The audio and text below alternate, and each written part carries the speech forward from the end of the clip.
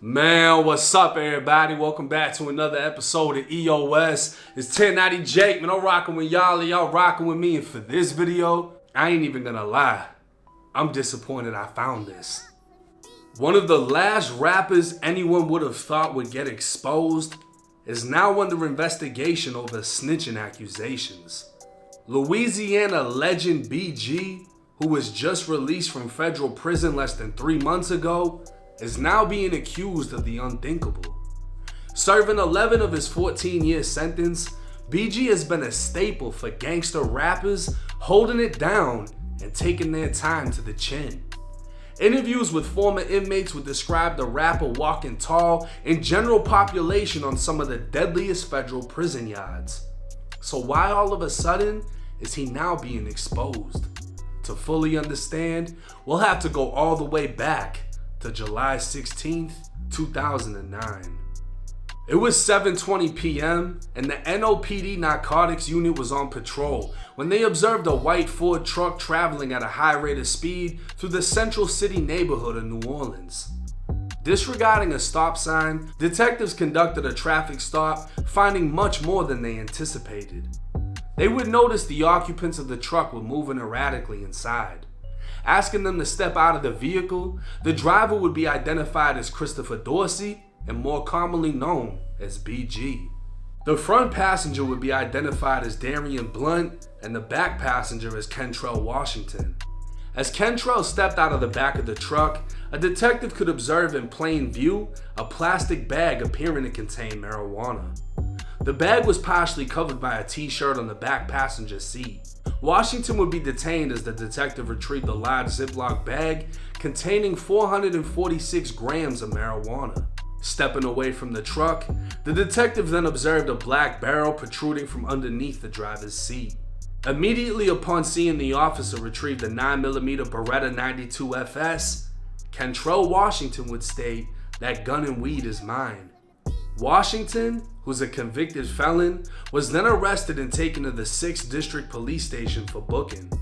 He'd again inform NOPD officers, as well as a federal ATF agent named Special Agent Dorick, that the handgun was his and that he had in fact obtained the gun from his girlfriend Trina Jones, who brought him the gun from Houston to New Orleans a month prior. Agent Dorick took possession of the handgun and marijuana while taking custody of Washington and federally arresting him. In addition, both BG and Blunt would testify that BG was driving, Blunt was the front passenger, and Kentrell was in the back. BG and Blunt would testify they were unaware there was a firearm in the vehicle, and they would both confirm the firearm was Washington's, that Washington admitted to officers the firearm was his, and that he obtained the firearm from his girlfriend. Washington would be charged the following day on one count of being a felon in possession of a firearm. November 3rd, 2009. Only 3 months after Washington would be arrested, BG would find himself in the back seat of a Chevy Tahoe that was pulled over. Gerard Fedison, also known as Fetty, was driving with Damon Pollard in the front passenger. Officers observed the butt of a gun under the center console of the Tahoe before asking if there was any firearms in the vehicle. All 3 men said no. Removing the men, officers recovered a 9mm Ruger P89, a Stoger 40 cal, and an FN57. All 3 guns were equipped with extended magazines. Further investigation would reveal the Chevy Tahoe they were riding in was stolen, and one of the firearms was also reported stolen. A New Orleans PD sergeant would arrive on scene when Pollard said, "The weapons are for us because they tried to jack my boy out of his jewelry," referring to BG. Pollard also stated the drugs in the car were his, as officers recovered pills inside of a Tylenol bottle. Officers spoke with Fetty, who stated he got the car earlier that day from a guy he knew as Charles. All 3 men would be placed under arrest. ATF agents would review phone calls made by Fetty in jail. The day after they were arrested, Fetty called his grandmother, who placed him on a 3-way with his girlfriend. On the recorded jail call that issues a warning saying the call is recorded, Fetty would tell her he, BG, and Pollard were at a daiquiri shop when they saw the police. Fetty said he forgot about the guns when he jumped in the truck, and when police got behind him, he closed the stash spot. Fetty said, "I keep a gun. I would rather be living than dead." He'd say he needs to talk to BG because the police report said BG threw a gun down, and he said BG's stupid for having a gun on him. The next day, Fetty would call his girlfriend telling her where he stashes guns in the truck and that Pollard doesn't have any convictions. His girlfriend would tell him Pollard could write a letter from jail saying the guns were his and that she could get the letter notarized. Fetty would then say he was going to get Pollard to sign an affidavit.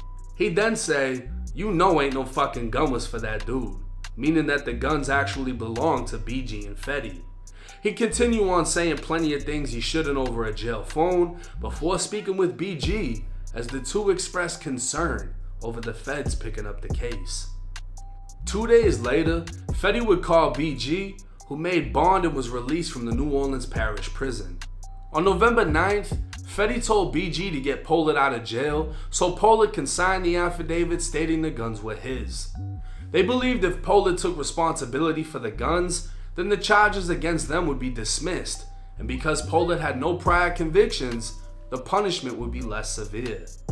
Fetty would reassure BG, telling him he always gets affidavits signed, and as soon as it's signed, he'll be out of jail. Fetty would tell BG to put money on Pollard's bond, then make Pollard hustle for the rest. November 24th, 2009. Pollard would sign the false affidavit stating Fetty and BG had no knowledge of the guns or drugs recovered from the vehicle, but witnesses would testify that BG brought him to the location and was with him when he signed the document. Furthermore, a cooperating witness would testify that BG provided money to Fetty while he was in jail and assisted in getting Pollard out of jail so Pollard could sign the fake affidavit. As federal agents continued to investigate, they discovered 3 YouTube videos of BG filmed on the same day. During these videos, BG is with several associates out on the street talking about their lives. In the first video, BG would shout out several incarcerated friends. In the second video, Fetty would pull 2 firearms while BG pulls 1, and Pollard can also be seen pulling a firearm. Who that is? Problems we got this. Well, ain't nobody. That's Fetty. That's Fetty when you 2 FS. I got this dick on one. You know, I got this here with all one. You know what I'm saying? This real life shit. This real life shit. In the third video, BG, Fetty, and their group are still on the same corner when they start to rap about not cooperating with police and not snitching. Fetty then appears with a bandana over his face and 2 firearms, while BG can again be seen with a firearm. BG would be indicted by the feds in April of 2011 on 2 counts of felon in possession of a firearm. 1 count for the gun in the YouTube video, and another for the 3 guns in the vehicle. He'd also be hit with a 3rd count of tampering with the witness for getting Pollard to sign the fake affidavit. In August of 2012, BG would be sentenced to 168 months or 14 years in federal prison.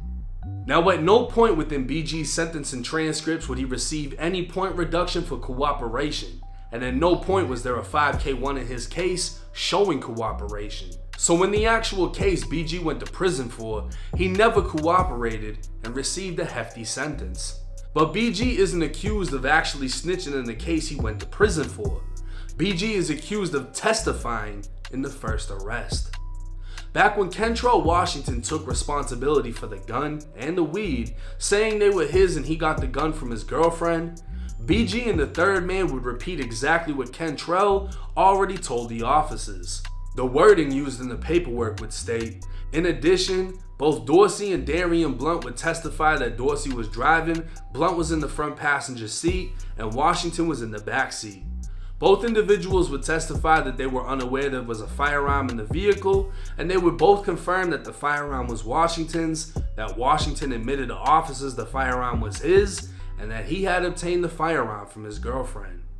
Many have become confused on the wording of this paragraph, specifically would testify. They compared this case to Gunner, in which Gunner received a plea deal and agreed to testify if called upon, but this isn't the same for BG. Kentrell Washington never went to trial, leading many to assume BG never testified, but they would also be wrong. Within Washington's preceding transcripts, specifically page 3, his public defender Jocelyn would state, "Now Mr. Washington was the one who was charged. I think the government could clear it up more, but I believe BG was given subpoenas to appear for the grand jury in connection with this proceeding. I do not know if he was actually called to testify, but I do believe he received 2 subpoenas to come to court.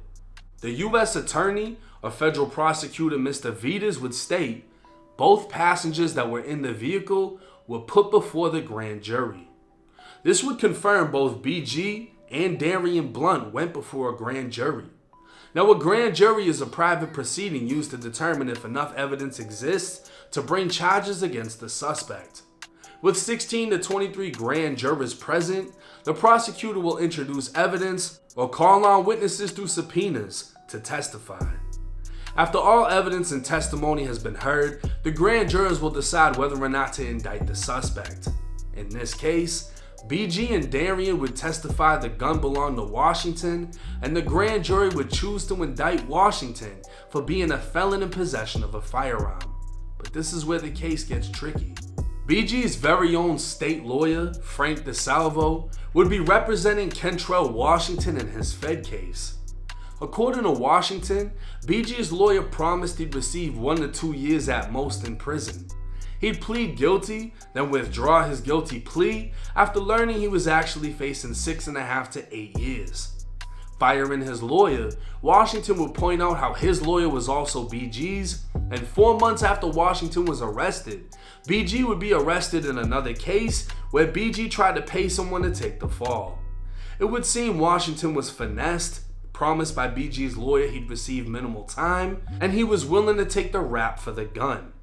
It would also seem Washington, BG, and Blunt all planned on Washington being the fall guy. If we pay attention, when the officer recovered the gun, Washington immediately said the gun and weed were his while at the scene. Washington would be taken to the police station where he spoke with an ATF agent, saying his girlfriend brought the gun from Houston. BG and Blunt weren't with him when he spoke with the ATF, but BG and Blunt would repeat exactly what he said to the grand jury. With Washington realizing he was played and is facing more time than promised, he'd attempt to get new lawyers and claim the gun couldn't have been his because the barrel was showing under the front seat, meaning it must have been placed there by the driver, who was BG. But because BG and Blunt already testified against Washington, Washington found himself in a hole he couldn't dig himself out of. Now this case is crazy because it's 2 examples, right? In the first example, dude just immediately says it's mine. The gun's mine, the weed's mine.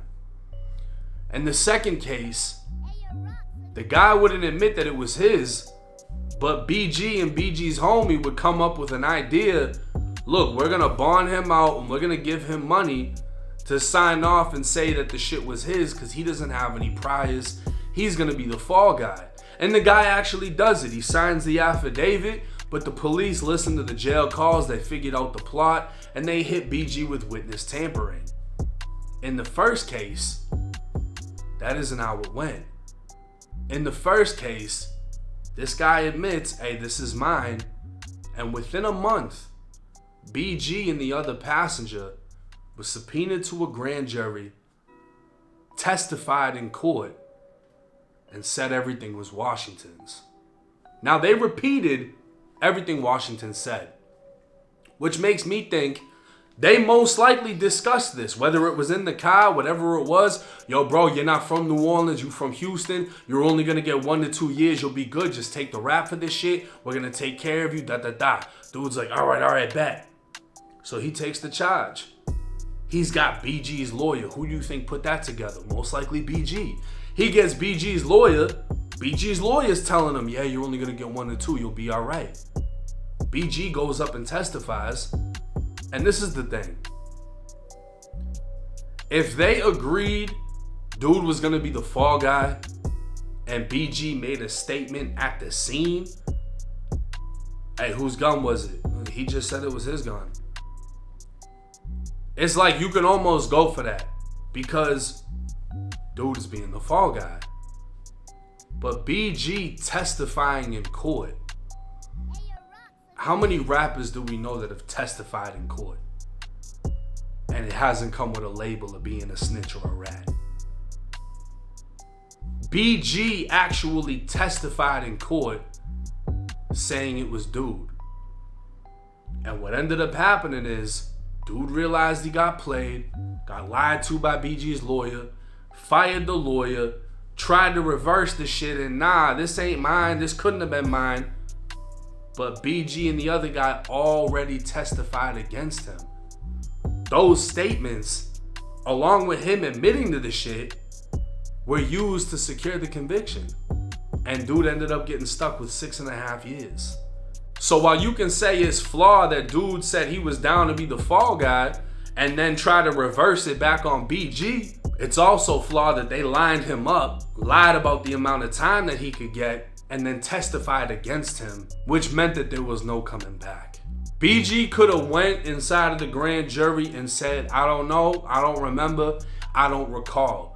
But that would have left opportunity for the feds to take that charge and put it on BG. So by BG saying, Washington, Washington, Washington, he saved himself from that case, and then 4 months later finds himself in the same situation. I'm just as surprised as y'all. I'm interested in hearing what y'all think. Do you think that this is snitching? If he had a fall guy, and the fall guy is with it 100%, and BG testifies and that's part of the plan, is that snitching because the fall guy changed his mind and now couldn't get out of the situation? Should BG have never testified? Is that against the code to testify even though motherfuckers is agreeing? Y'all let me know in the comment section. This shit bigger than me. Y'all let me know what y'all think. That's what I'm gonna go with. It's 1090 Jake. I'm rocking with y'all and y'all rocking with me. Till next time.